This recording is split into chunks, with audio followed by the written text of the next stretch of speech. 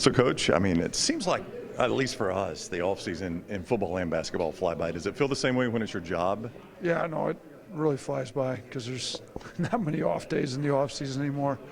So they're trying to get the recruiting calendar fixed a little bit to have some more normalcy, to have a day or two off in the off season. But no, it flew by. We had a lot to do, though. We had a whole staff to replace, a large majority of the roster. And it seems the roster turnover has become fairly common with the transfer portal. But having to replace all three of your assistants when they got head jobs, it's not so common. You know, I'm super happy for them and their families, and it speaks to the level we've got in the program too, that all three were able to go get head jobs in the same cycle, but also made for a little bit busier offseason for myself.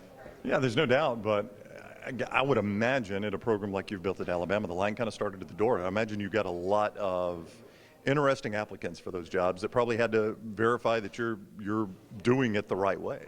Yeah, I mean, all three guys I hired had really good options. You know, Austin had been a head coach, and they'd won the Southland Conference 2 out of the last 3 years, so he left a head coaching job to come with us.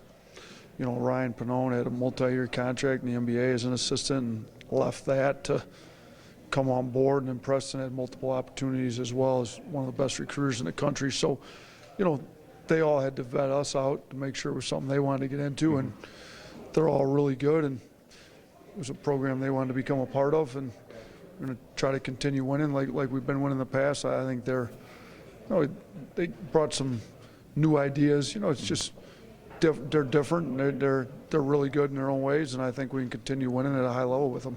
The top 25 came out, and I saw a lot of your schedule on that top 25. That's typical of our schedule. Yeah, we don't schedule soft, that's for sure. So, yeah, we've got some tough ones. The non-conference, you know, Purdue's, I don't know that they were won. A lot of the metrics have them won, but we've got them up in Toronto. You know, so they'll be good. You know, we've got Oregon, Ohio State, and MTE. Down in Destin, we've got Arizona and Phoenix. We play at Creighton. I think it's the highest preseason ranking Creighton's ever had. So, you know, we continually schedule tough in the offseason or in the preseason to find out how good we are before we hit SEC play. And I think it's been successful for us. Yeah, I don't think there's any doubt about that. I'm getting the wrap-up from the commissioner. Do you need to? You just want to shake hands? Yes. Okay. I won't record this part. Yes. You see the kind of respect we get from the conference office, right? I mean, just there's no boundaries there. Yeah, a good thing it was not live, huh? That's true. Oh, we're not going to edit this out. No, not at all. You mentioned having to rebuild the roster. In this, I guess, atmosphere of college football, how big of a difficulty is it to know what you're going to have year to year? It's hard. I mean, you know, we've had guys go to the NBA a year early, you know, maybe, and shoot, certainly happy for them, but, you know, it adds to the roster turnover, and then the transfer portal. I think you can just expect to lose a few to the portal every year.